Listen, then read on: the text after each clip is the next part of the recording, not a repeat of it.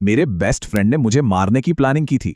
जरा सोचिए, अगर वो इंसान जिस पर आप आंख बंद करके भरोसा करते हैं, आपका सबसे अच्छा दोस्त, वही आपकी जान का दुश्मन बन जाए, तो क्या आप सच को पहचान पाएंगे इससे पहले कि बहुत देर हो जाए? मेरा नाम आरव है और ये कोई मामूली कहानी नहीं है। ये उस एक रात की कहानी है जब मेरे सबसे अच्छे दोस्त कबीर और रिया, जिसे मैं पसंद करता था, हम तीनों एक ऐसी जगह फंस गए थे जहां से बचकर निकल पाना लगभग नामुमकिन था। और इस सब की शुरुआत हुई बस एक मैसेज से। रिया का मैसेज था, आरव प्लीज जल्दी से पुराने मॉल आ जाओ, बहुत जरूरी है। बस इतना पढ़ना था और मैं बिना एक पल सोचे भाग पड़ा। मैं जैसे ही अंदर पहुंचा, पीछे से एक जोर की आवाज आई, धड़ाम। दरवाजा बंद हो चुका था और अंदर का नजारा वो देखकर मैं हैरान रह गया।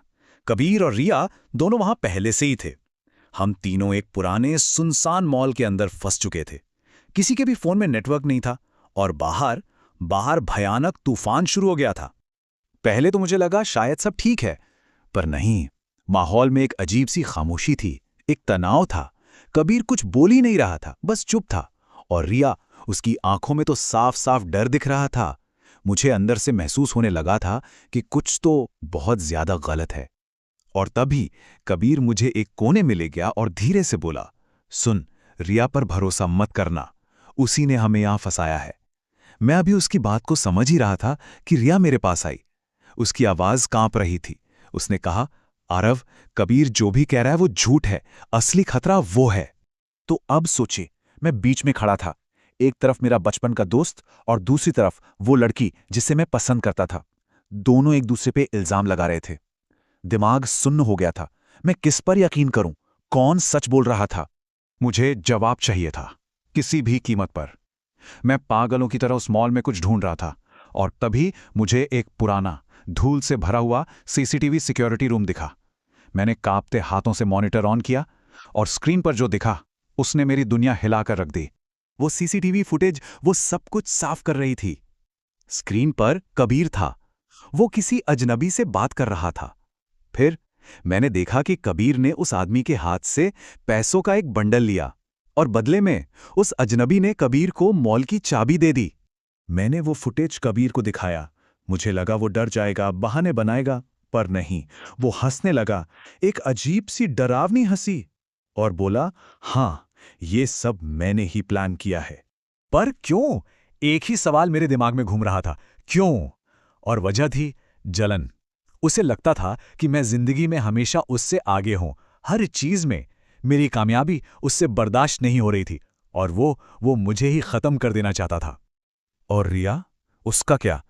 कबीर ने बताया कि रिया तो बस एक चारा थी, एक मोहरा, जिसका इस्तेमाल सिर्फ इसलिए किया गया ताकि मैं यहां आ जाऊं। और फिर उसने अपनी आखिरी चाल चली। वो मुस्कुराया और बोला, अब यहां से कोई भी जिंदा बाहर नहीं जाएगा। और उसकी ये बात खत्म होते ही मुझे जलने की गंध आई। हर तरफ धुआं भरने लगा था। मॉल में आग लग चुकी थी। कबीर ने हम सबको अंदर फंसाकर खुद आग लगा दी थी। अब बस एक ही मकसद था, जिंदा बचना। हम उस काले घने धुएं में भाग रहे थे। सांस लेना मुश्किल हो रहा था।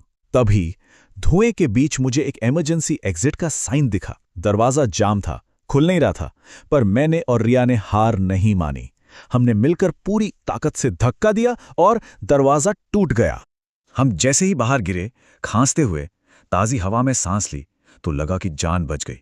पर तभी रिया रुक गई। उसने मेरी तरफ देखा और कहा, आरव रुको, मुझे तुम्हें कुछ बताना है। उसने जो कहा वो सुनकर मैं चौंक गया। उसने कहा, मुझे पता था कि कबीर कुछ खतरनाक करने वाला है। मैं बस उसे देखता रहा और उसने अपनी बात पूरी की।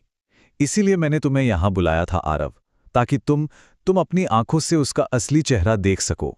उस रात मैंने जिंदगी का सबसे बड़ा सबक सीखा कि सबसे खतरनाक दुश्मन वो नहीं होता जो तुम्हारे सामने खड़ा होकर लड़ता है। सबसे खतरनाक दुश्मन तो वो होता है जो तुम्हारे बगल में दोस्त बनकर खड़ा होता है।